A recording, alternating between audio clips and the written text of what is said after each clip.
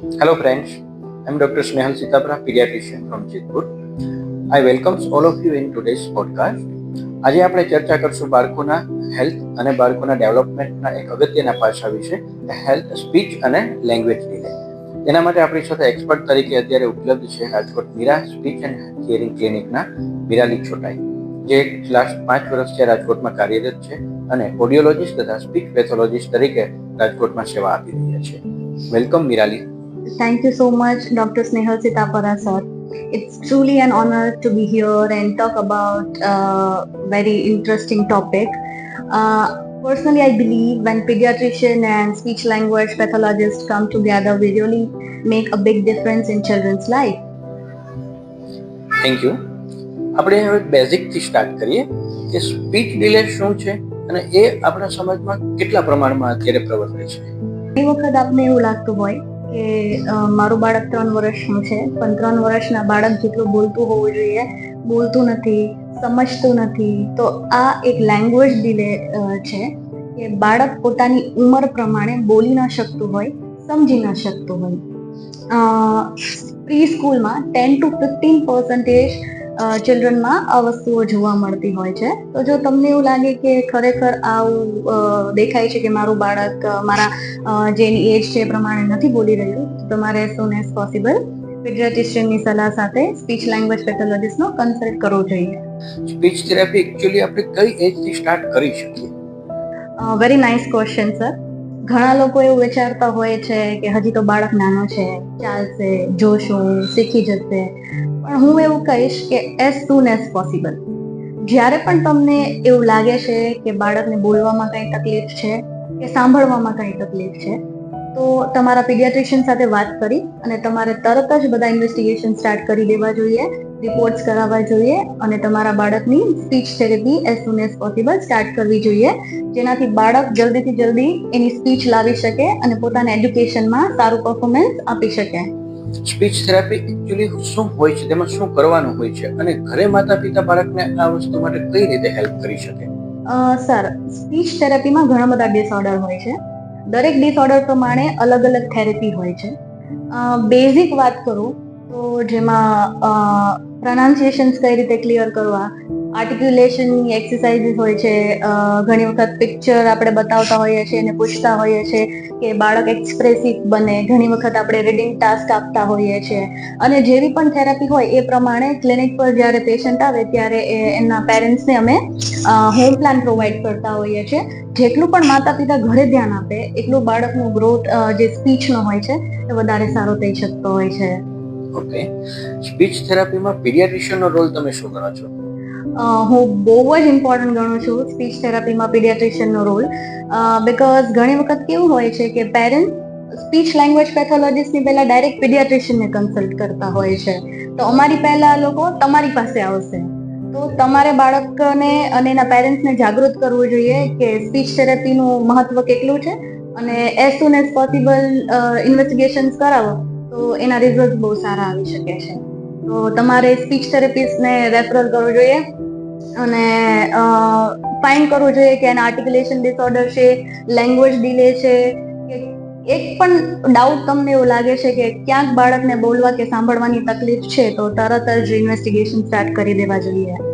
આપણા સમાજમાં ઘણી એવી વાતો પ્રવર્તતી હોય છે જે માતા પિતા લઈને અમારી પાસે આવતા હોય છે કે બાબો છે, મેલ ચાઇલ્ડ છે તો એ મોડું બોલતા શીખશે, જીભ પર લવિંગ કે મધ અડાડીએ તો બોલવામાં ઝડપ થશે, ઝડપથી બોલતા શીખી જશે.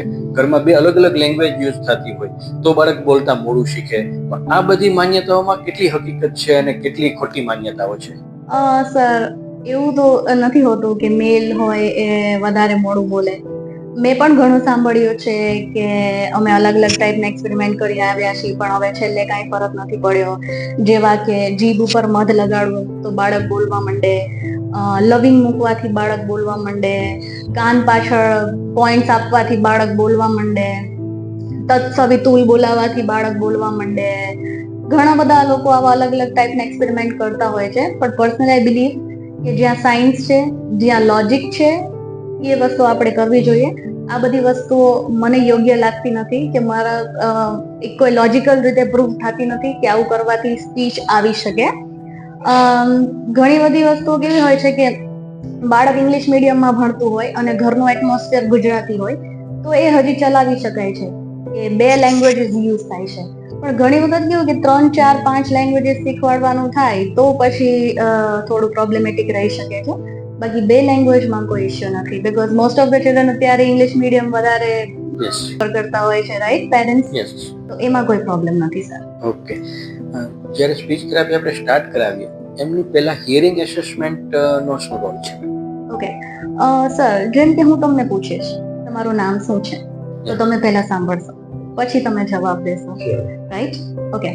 તો જ્યારે કોઈ બાળક અમારી પાસે આવે છે અને એનું હિયરિંગ લોસ છે, ચલો કોઈ પણ ડિગ્રીનું છે, પણ હિયરિંગ લોસ છે અને જો એ હિયરિંગ અસેસમેન્ટ કર્યા વગર આપણે સ્પીચ થેરેપી સ્ટાર્ટ કરીએ તો સ્પીચ થેરેપીના રિઝલ્ટ આવી શકતા નથી, બીકોઝ તમારું બાળક સાંભળતું નથી. તો જો સાંભળતું ન હોય અને એ જ બાળકને આપણે એવી રીતે કહીએ કે તું બોલ, તું આમ કર, તો એમાં બાળકનો વાંક નથી કે સ્પીચ થેરેપિસ્ટનો વાંક નથી. એના માટે જ્યારે કોઈ પણ પેશન્ટ અમારા ક્લિનિક ઉપર આવે છે તો અમે પહેલા હિયરિંગ ટેસ્ટ કરાવડાવીએ છીએ કે જેથી બધા જ રિપોર્ટ્સ ક્લિયર થાય અને એના ઉપરથી આપણી સ્પીચ થેરેપી સારી રીતે લઈ શકાય અને રિઝલ્ટ સૌથી વધારે સારા આવી શકે. તો પહેલા સારું સાંભળો.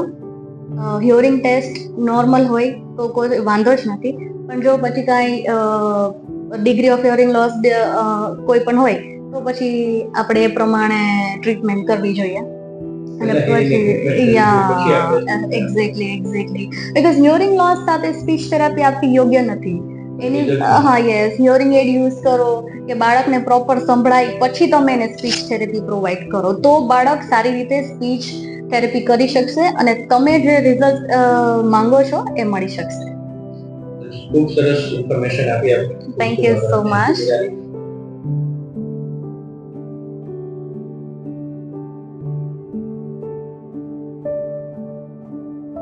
Yes, definitely sir.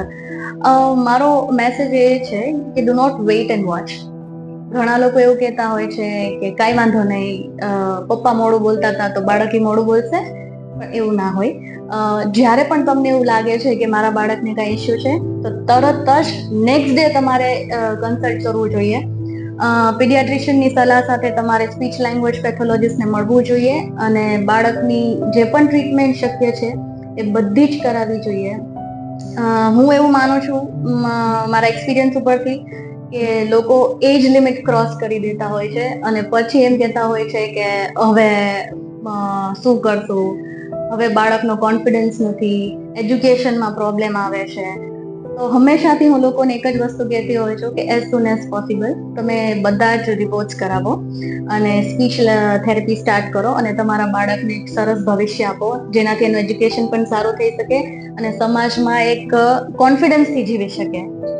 તો મારો આ જ મેસેજ છે કે જો તમને એવું લાગે છે તો પ્લીઝ તમે જલ્દીથી જલ્દી રિપોર્ટ્સ કરાવો અને બાળકને એક સારું ભવિષ્ય આપો. Thank you Mirali, thank you so much. ખૂબ સરસ ઇન્ફોર્મેશન આપી. Thank you. Thank you so much sir.